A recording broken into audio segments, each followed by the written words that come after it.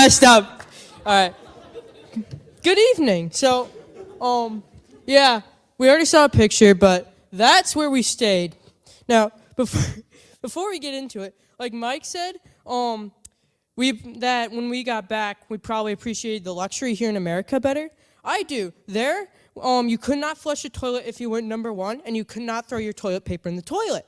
So I appreciate flushing the toilet and throwing my toilet paper in the toilet a lot more. It sounds stupid, but it's so true. So the first day we were there, me and Jude, we got along really well, and we stained these boards. Okay, that's the same picture. I don't know why. But we stained them, yeah. And we did a good job, and we had a lot of fun. And then in this room, along the wall, this was before the baseboards were in, but we ended up putting some of the baseboards that we stained in that. I thought there was more. I honestly thought there was more. Hang on.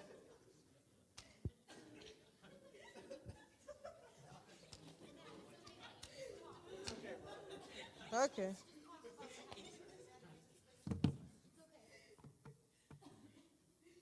Hang on. On my phone, it shows a lot more. Oh, well. But, so, after that day, when we were there, we would play basketball and soccer, or football as they called it there, on the thing, and that was a lot of fun, because the hoops were 8 foot tall, so you could dunk on them pretty easily. We had lots of fun with that. And then me, Thomas, Gavin, and Greg shared a room, and we had a lot of fun. And one night, what they call it's a seizure, and I rocked around in my bed. So Gavin wanted to get me to stop. So I took my shoe and he chucked it at me. Apparently, I stopped. And so like they said, between where the children's home was and our dorm, it was a quick walk, and it was just fun to run back and forth. And one day, there was like a fire. You could see it pretty clearly. It was awesome. Not gonna lie. I'd never seen an actual fire like that.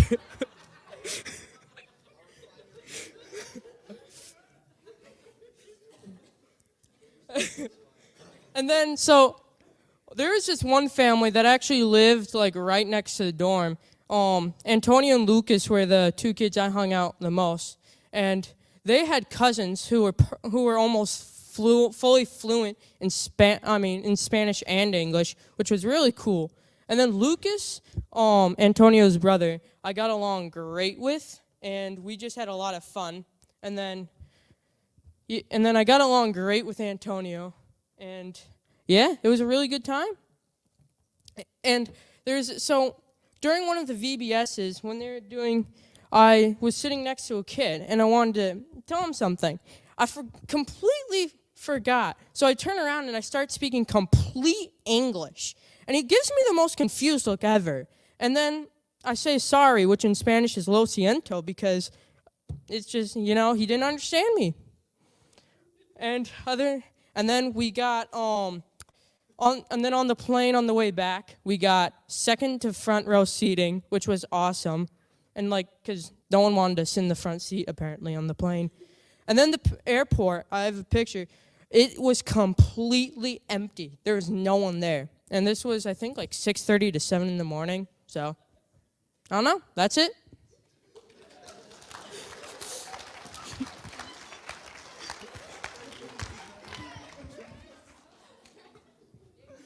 That was beautiful.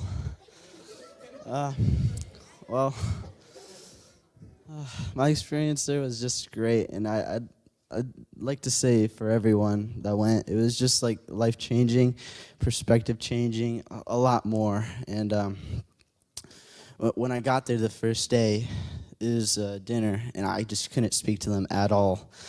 2 years of Spanish forgotten. It was horrible. And so So like the second day, the second day we were assigning jobs. It was like the girls doing painting, and then it was like other things, and I was doing flooring, and it was rough the first few days, and eventually I just got the hang of it, and I was capable of doing it by myself. Eventually, after like the third room, I was pretty good at it, and then you know, and then after the flooring, there'd be a rough time where we played like basketball or soccer with the kids. It was just really, it was really to see how like they played, and it was great. You know, they just destroyed us at soccer every time, but they we did something against them at basketball. It was pretty good, and there was Gavin and his dad did volleyball, or was it just you? Yeah. And so, they did a volleyball court. It was like pavement, and then like basketball, and then soccer, and then like volleyball. It's on the same thing. It's pretty cool how they did that. And then it was like dinner time. It was the second day, and the first day I couldn't really speak to them. Thomas had to help me out a lot the first day, and then the second day, we go into this place. I don't know if there was a photo of it. It was just the dinner spot, and we walk in, and we're getting ready, and this kid named Eric, he just runs up to me, and he wants me to sit next to him, and so I just was capable of speaking to him, and it was just really cool, and it was just all by the power of God. Like I don't know how I was capable of doing it. Besides the help of Michelle, but 2 years were worth it. And then, yeah. So I was capable of talking to him, and we got like really close. And the final day, well, it was like Sunday. It's like Monday and Tuesday. No. I don't know. It was the last day, and we were like praying with each other, and like the final moments, like we hugged. Everyone was hugging each other, and he just like a bunch of kids, I'd say, were crying, and he comes up to me and he like gives me this 10-minute hug where he's just crying the whole time. It was wonderful. I cried a few days before that, but it's right. It was pretty good, and yeah, it's just like the time that we spent together, and like the final day, it showed that even like this group of kids can have this big impact on them. And it was just really good, and yeah. I don't know who's next, Haley.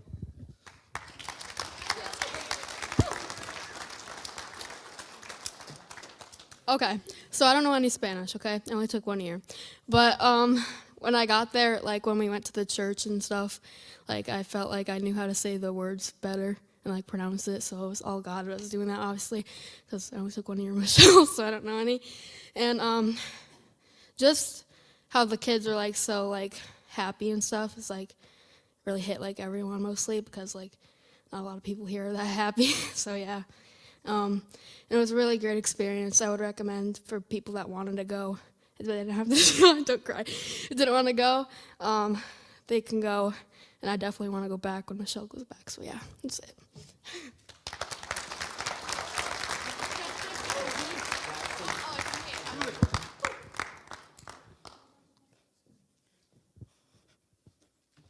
Oh, hey there. Wait a minute. I didn't put any pictures on here. Okay, well, that doesn't matter. Hi, everyone. If you don't know me, I'm sure most of you do, but my name is Truly. And, yeah, I went to Mexico. If you didn't know already. It was really great. Like everyone said, they loved it, and you could just tell. And, like, when we were doing work, it didn't feel like work. And I know the boys felt the same way because they were all having so much fun putting flooring in. I know. I mean, I saw the floor. It's gorgeous. They really are pros now. But yeah, I painted that. I did too. Haley did too. All right, we painted that. Oh yeah, there was one day where our hands got the green paint on the bottom. You didn't tell me. That's oil-based paint. That does not come off your hands. So we didn't know that until it already had happened. I still have green over there. You know, I think I do as well, but it won't come off. Okay. Anyway, that was sidetrack. I didn't write anything. Okay, I'm just winging it. So, I guess my favorite part was probably when we went to the Colonia, because, like everyone said, it was really an eye-opener to see these people living. And, like, everyone I talked to, they all accepted prayers, and most of them were happier than you'd expect them to be. Because we're, like, living here where we have so many blessings, and then you go there and they're all happy, but then you come here and there's like a ton of people who are super sad, and it's hard to see when you come here and we're not as thankful as they are over there. Like sorry, we went over there and we gave people like flour and rice and like I think it was beans. And we gave them that, and they're like, oh, thank you so much, thank you, thank you, thank you. If you came over here and gave someone that, they're like, wow, thanks. It's just a really, really different experience, because they're thankful for everything. And, like, I really like that. And something that impacted me, oh, please, I don't want to start crying, but there's this lady, and, you know, she was like the coolest, because she had the best outfit ever. She was wearing a snakeskin skirt. Try saying that 10 times fast. And she was also wearing like a leopard print shawl. And it went great together. She really pulled it off. But okay, now the sad part. Okay, but when we knocked on the gate at their like little house thing, or where they lived, and at first nobody came out, and we started to walk away, but then we saw her hobbling out, and it looked like she was really struggling. And so we prayed with her, and we gave her the food, and she told us all about her struggles and stuff and what she was going through. And she was walking away, and I stopped her, and something just told me to hug her, and so I did. And she just started bawling, and you know, I didn't know what to do then, so I just kept hugging her, and she was like saying, thank you, thank you, thank you. And I really hope I get to see her one day again. But it's like, she was just so thankful for that, even though I didn't do very much. And it was like that with everybody there.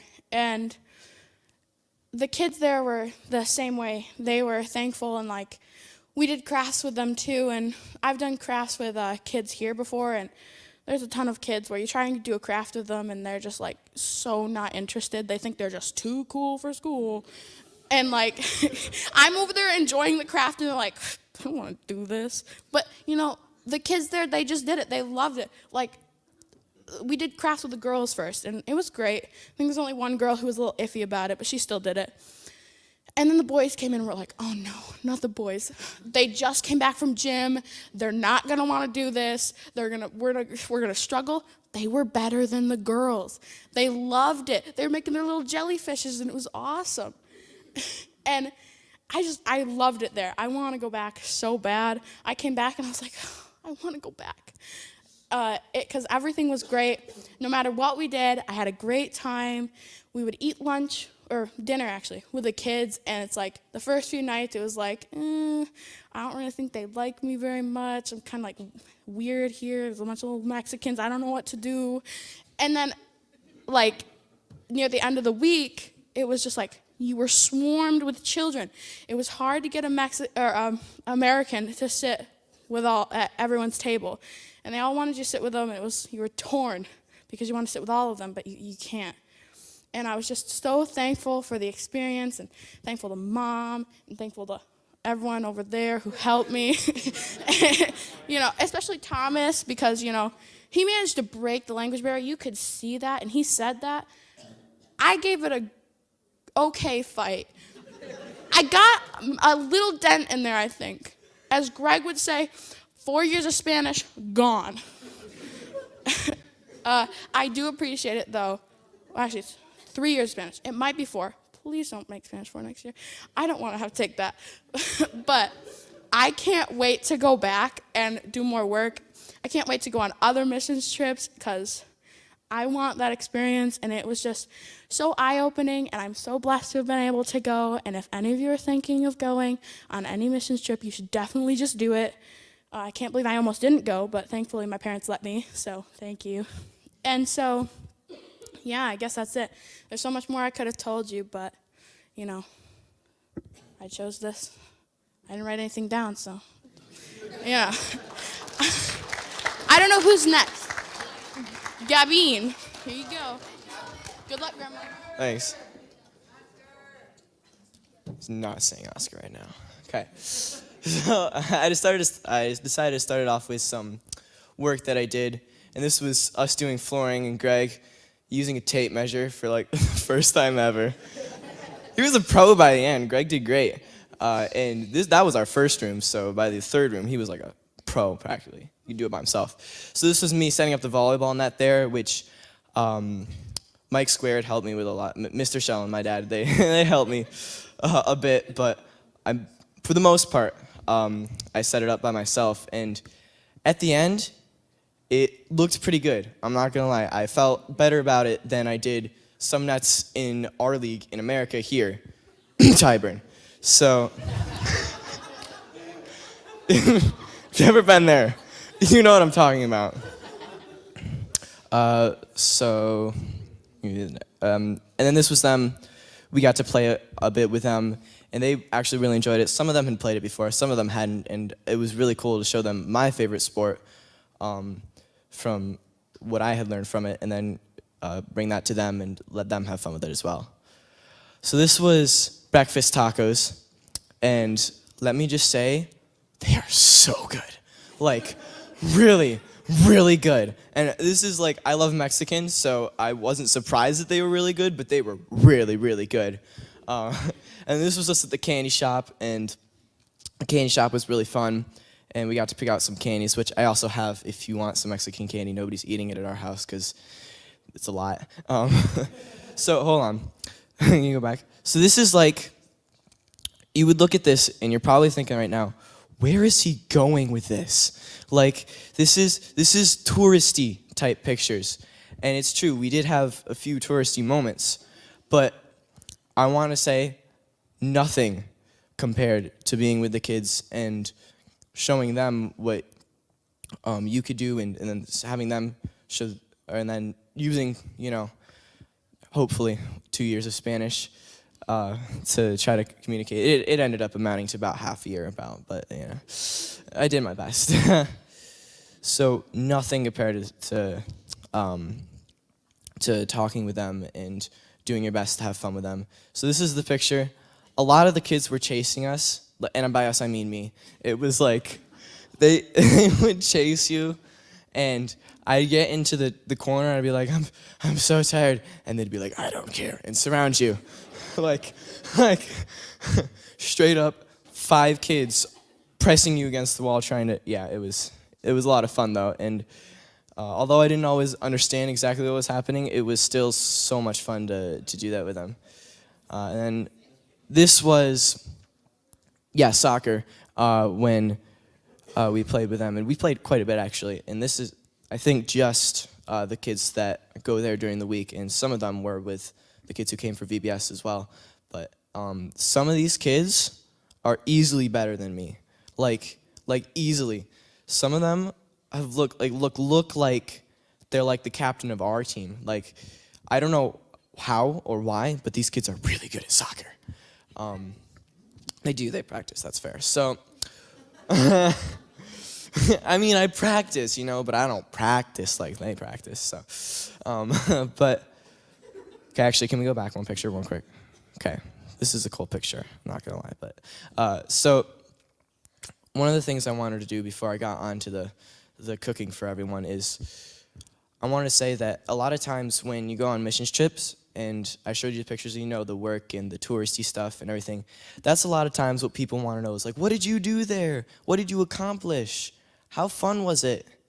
And sometimes, most of the times, it's not the right question to be asking.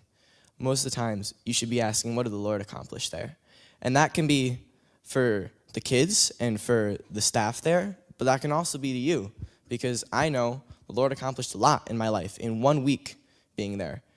And he can do so many things, and that can kind of take us into the making of the food for all that many people. So this was, most of these guys, they were all helping like the whole time, and it took like this many people to make, I think it was more than 75 burgers, like easily, right? Like there was a lot of kids, and it felt like more than 75 easily. I mean, it felt like a lot. But, you'd look at that type of situation, and like Thomas said, it was stressful. I'd say it was the most stressful part of the trip. And you think, well, how stressful was it? If it's the most stressful part of the trip, how stressful was it? Yeah, go ahead. That's how stressful it was. This is me and Jude. And he's awesome, when I say. I mean, he was cool. But when you take that type of situation that would normally be stressful, and you see the Lord do all sorts of things in these big ways there, what we would consider big ways, and then you take a small instance like this that would be stressful, it's not. Because you've seen him work in such magnificent ways that to find him in the small things is so incredibly easy. And so that was one of the biggest things that I learned on this mission trip, was how God works and how you can really see him even in the small things. And that was just really awesome.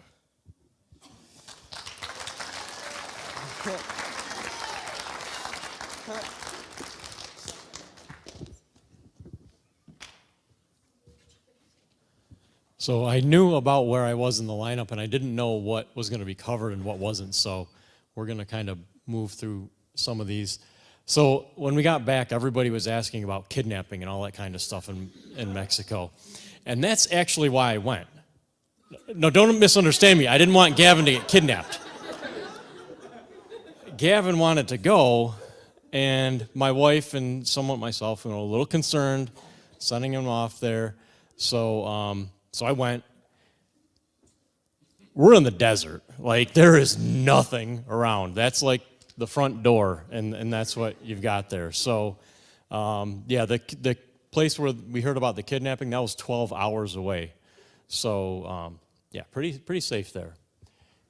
One of the things about this whole trip is, if you're thinking about going, one of the things that you might find is you will really appreciate how good you've got it when you get back. Because this picture here, this is the tractor trailer that brought water to the place. They didn't have running water, like municipal water, anywhere. Every house had a giant water tank, maybe 1,000, maybe 3,000 gallons. In this case, they had a few. They had 4 tanks that are lined up, and the tractor trailer would come and fill it up. And if you used your water a little faster than usual, then you might not be able to flush the toilet. And there you go. So there's just so much that we have that we just take for granted because we haven't known anything different. As Matthew said, there was something for everybody to do there, every skill level and every type of project. So whatever you're thinking about, whatever you do, there is a need for you when you go abroad. And it's not just Mexico. If you talk to the people that have been to Uganda and some of the other missions trips, you're needed everywhere. Here's Greg. This is a shot of him, when he was at master level right here. And when he got to this point, that was a little further in the week. and that's the green paint, the Rust-Oleum oil-based paint. And this is that moment. Oh, it doesn't come off there, does it? Yeah.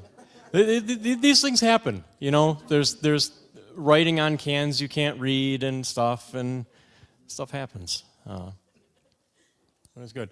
There was, like I said, something for everybody. If you like fixing sketchy electrical stuff, plenty of it there. Plenty. You can fill your day with it. It was one of the things we did. We also made some beds for the American team. You saw at the beginning, Mike showed you there was the Mexican side and the American side. So there's a team of 30 coming in after us, and they needed some more beds. So we built some beds. And this was the foundation that we poured for the commercial washing machines that Mike told you about. And by the end of the week, there they are, all mounted up, ready to go. This was at church, and Thomas and I think Matthew said they like it loud. And I sat in the back next to the guy running the soundboard at the midweek service, and I asked him if he comes every week. And he said, no, I only come when there's a group like this coming in here because, you know, I've heard that the groups don't like it too loud, and so they asked me to bring it down a little bit. I was like, wow, okay. So, all right, so now on to Lindsay. And Lindsay, so you saw all the work side of it and all that, and now you get to see the kids side of it. And that was really where it was at. All the stuff that we did just made all the stuff with the kids possible. Do you want to work the clicker? Do you want me to advance the clicker?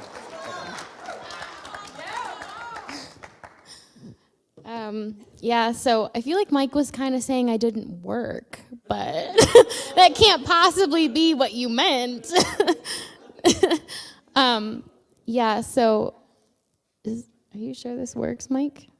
Oh, here we go. Okay, I just put a ton of pictures with the kids because, like, like Mike said, I'm not really, like, I can't really, like, concrete. Like, that's not really my skill set. Like, just not gonna happen. Like I will try. It's not probably gonna be what anyone wants, but I could try. So the majority of my time I spent with the kids. And for me it was really cool because I've been there before, and just seeing the love that the kids have, and when I came back and they just kind of like engulfed me, it was very overwhelming, and I never really lost that feeling of being overwhelmed, and I still have it, obviously. So just really awesome experiences being able to talk with the kids. I felt a small victory in the upper right picture. The girl on the right, her name's Valentina. She was new, and she was crying like all week, and I finally got her to smile in a picture, so that meant a lot to me. Just reconnecting with some of the kids that I had gotten to know their stories, checking in with them. A lot of what I did was like supervising the kids, you know, making sure they didn't get kidnapped, making sure they stayed on task, translating, of course, a lot. And then I tried to help the people that work there as much as possible, because as much as they love us coming and we're a huge help, we also kind of like ruin their routine, and they have to cook twice as much, and we make a mess. And so whenever possible, I tried to help the people that work there because I knew them and I'm kind of friends with them. So it was a really cool experience. I was able to kind of take a step back and let, you know, my kids from here really spend a lot more time with the kids, and I was able to kind of take a step back and watch what the Lord was doing in their life, and be able to connect with some of the workers there, and they remembered me, and be able to just have those experiences. So I was just really proud of the kids. You know, they just got right into it, and we played Uno with Antonio's family. That family is very special to me from the last time I went. I think Julie would probably agree with me on that. We did go out for pizza, and a couple of the families that live on the compound, they went with us. And we just had a really really amazing time with them. But for me, it was just an awesome experience to be able to share this with some of my students because they did, in fact, realize that Spanish is important. So they can't argue with me on that anymore.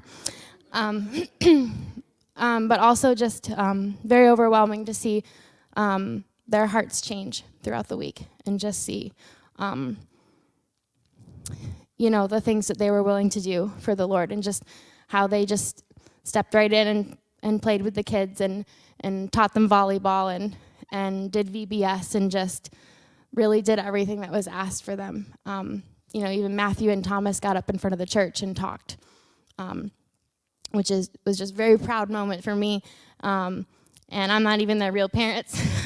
So just, I can't imagine how their actual parents feel. And I'm just so thankful that you guys let them come and that they stepped out in faith and said yes to the Lord when he called them to do that. And I did get some pictures of them actually working. So if they tell you they can't work, they can in fact work, okay? Picture evidence right here, okay? Matthew was working, Gavin was working, okay? So I was trying to think of what I was going to say because you guys have already heard me talk, and I was like, I don't really need to go up there and talk. My dad said, you're not getting out of it. But this time was different for me. It was just an amazing experience to be able to share it with my students and, my dad, of course. And I'm sure it's similar for Gavin and his dad being able to experience that with family members. But just the amazing way God works in our lives. And, I was talking to a friend before I left, and, when the Lord tells you to do something, like right away, you might be like, oh yeah, I know this is what the Lord wants me to do. And then the devil starts to kind of take away at that and be like, are you sure that's really what the Lord wants you to do? Like, are you sure that's where you could best serve? And I knew 100% I was supposed to take these kids and I was supposed to go to Mexico. And the closer it got, I was like, should I even go to a different country? Like, maybe I just need to do more here in the U.S. Like, maybe I shouldn't be going to a different country. And I realized once I was there, I was basically doing all the things I do here, just in Mexico. I work with kids here. I work with kids in Mexico. Like, I would cook here. I cooked in Mexico. Wherever the Lord has asked you to serve, that's where you serve. That's what you do. If the Lord tells you go to Mexico, you go to Mexico. If the Lord tells you stay here in Seneca Falls and work at your church, work at your church. That's just what you do. And it was really amazing to see these kids step out in faith and just truly serve the Lord. And I didn't mean you, but truly with a Y, truly serve the Lord. Was just an incredible experience. This is a ministry that has a big place in my heart. I know I will definitely be going back. The sooner the better. So, and I'd love to take another team sometime. It was just an amazing experience. So, I think we have maybe some time for questions and answers if you have questions for specific members of the team or, you guys can come up. Yeah, we can just pass the mic and.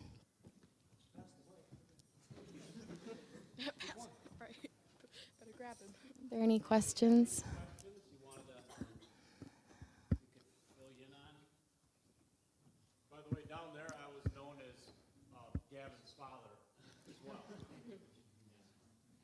Could come over here. That was just, I guess maybe this made more for the guys been there before, but is it impossible, or has it ever thought about drilling a well for that place so you don't have to rely on those tanks there? So repeat the question. Okay, so he asked, if is it possible to just dig a well, instead of like trucking the water in? Well, it's the desert. It's not gonna really last very long. I mean, the government doesn't let you do things to the land. There's no private property is not a thing really. You can explain. Yeah, there's some kind of regulation, I think, is what Gary had told us about drilling wells. And I can't believe the property values there either. It's crazy. What you'd pay for an acre of scrubby dirt, it's crazy, but they won't let you drill wells. So they bring water routinely, but you can run out. So we didn't have any water the first, few hours or whatever, but we did okay. So anybody else got any questions? Pastor Nick?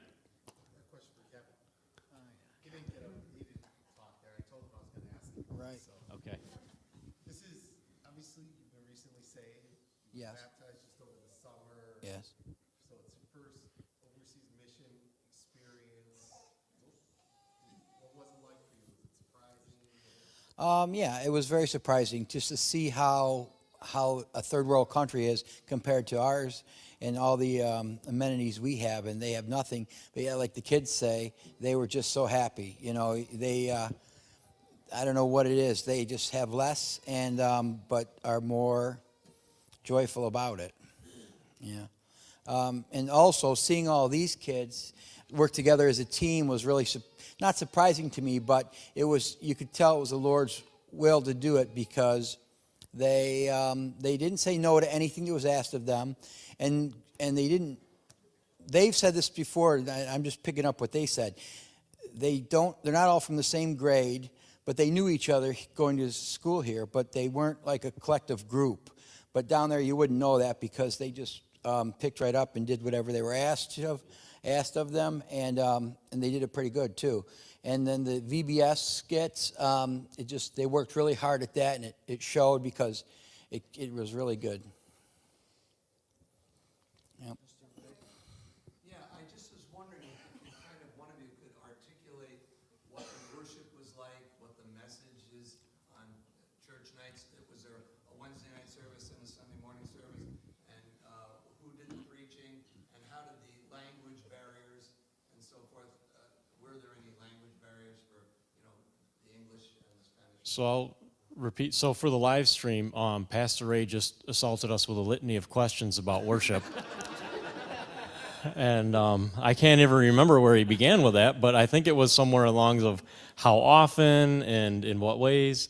So we went into the edge of the city for worship at Pastor Nacho's church, and as they said, when we got there, the power was out.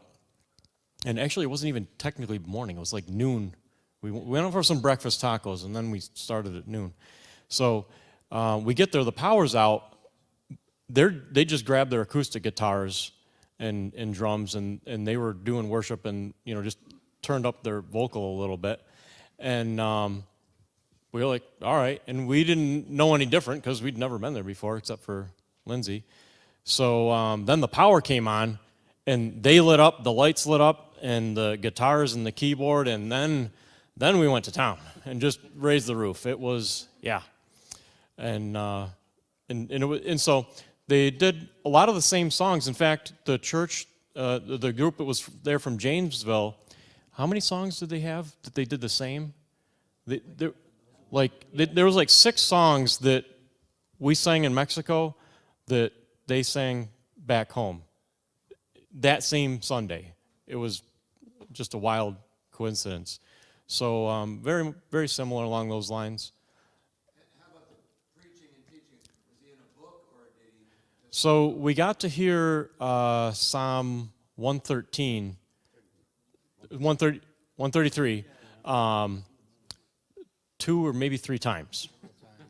And it's a short psalm, and it's about unity, and they go to it when they've got the foreigners there, and it's usually a new group each time, so they can do that. But similar teaching. Obviously, we didn't cover as much ground because we had to do it in Spanish and then English. But yeah, and then we had Wednesday at school.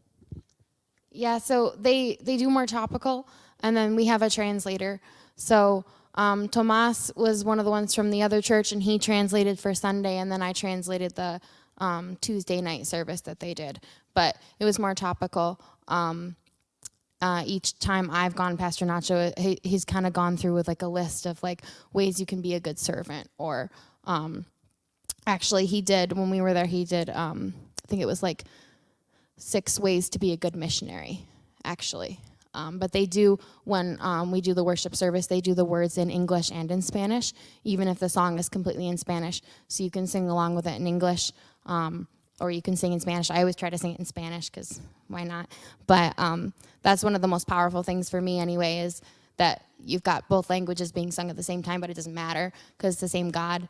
And Pastor Nacho makes the joke that, we're speaking 2 different languages here, and, they speak it all over the world, and one word is in common in every language, and that's hallelujah. It's the same in every language, and it's the same God. And when we all get to heaven, we're going to be speaking Spanish. That's what Pastor Nacho said. So maybe. Yeah, Joe.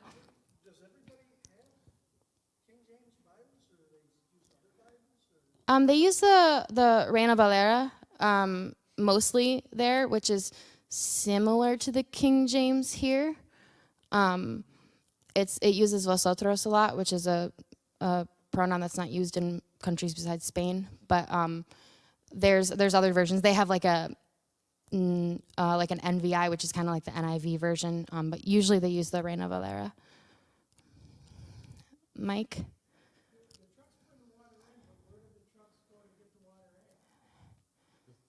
Oh, okay. So he asked like where they get the water at. The city. Do you want to talk about it? Yeah, the city has water in the city, but on the outlying areas, out in the country, out in the desert area, that's where they have to truck it to. So they have a regular routine of doing that. You know, it's owned by the city. It's all state owned or whatever. So. And yeah, you really shouldn't be drinking the water. Don't drink the water in Mexico, as they say. Yeah, go ahead. Each family in America has 2 or 3 or however many vehicles. What's the ratio of vehicle to family? Gee, that'd really be, the question was, in the U.S. here, it's often we have 2 or 3 vehicles per family. How many vehicles per family down there? That would be hard for. You need 1 5-passenger vehicle for 15 people. Yeah, it's a pretty common to pile any amount of people in anything with 4 wheels. But it's hard to really answer that because we were in a pretty poor area, and some of them have cars, some of them might have a car or a truck or 2, but Some families were walking home across the desert. yeah, and some of them walk back and forth from the Colonia to the children's home and probably don't have any vehicles. So they do have some kind of public transportation. They have buses, so that's pretty common. So I'm not sure in our area or the area that we were at. I wouldn't know how many vehicles per family necessarily. But Glenn, did you have something? Yeah. So how long did it take to get there, and how long did you all stay there? Okay, the question was how long did it take to get there, and how long did we stay? So the okay, Matthew. Yeah, we obviously flew there. You know, you could have drove, but I don't know, what was the total flight? And we had a couple layovers, so yeah, somewhere in the neighborhood of 6 hours in the air. So it wasn't too bad. And we were there just over a week. We were there actually 8 days, I guess, right? So A real short drive from El Paso. yeah. Yeah, we didn't actually cross at El Paso. We crossed in New Mexico. But there's a border crossing there in El Paso as well. So, yeah, Pastor Dave. You mentioned that on the weekends they go home. I thought this was an orphanage place, and so I thought that they lived there all the time, but there's actually places that they stay overnight every day, or they just go home on weekends. Right, yeah, that's why I mentioned that. It's not really an orphanage. The question was, we mentioned that a lot of the kids at the children's home go home on the weekends. Do you want to cover that one? You probably know. Is that anybody? Yeah, so it's actually a children's home, so it's not an orphanage. So this is for parents that want their kids but can't take care of them. So Dahlia and Joaquin, who are kind of like in charge down there. Gary is in charge of Harvest Hands, and he handles the missions trips and the teams that come and like a lot of the money and stuff. But Dahlia and Joaquin, they're really in charge of what kids come and why.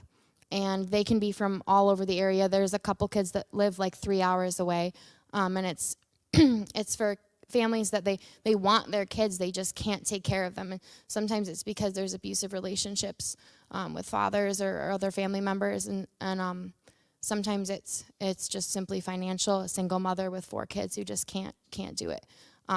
So they come during the week, and they're they're fed 3 times a day, and they're clothed, and they get uniforms, and they made sure they go to school, and they get playtime, and they get the Bible, and they worship the Lord. And then they go home on the weekend so they can actually see their families. It's a hard balance because some of the home lives are horrible, and I know about a lot of the home lives, and they're terrible. But they still love their parents. You know, it's like the foster system here. You have kids who it might not be the safest place for them, but that's their family, and they love their family. But yeah, they do go home on the weekends, so they go home Friday night, and they spend all day Saturday, and then they come back Sunday afternoon. But we know they're taken care of at least 5 days a week at the home. Harper.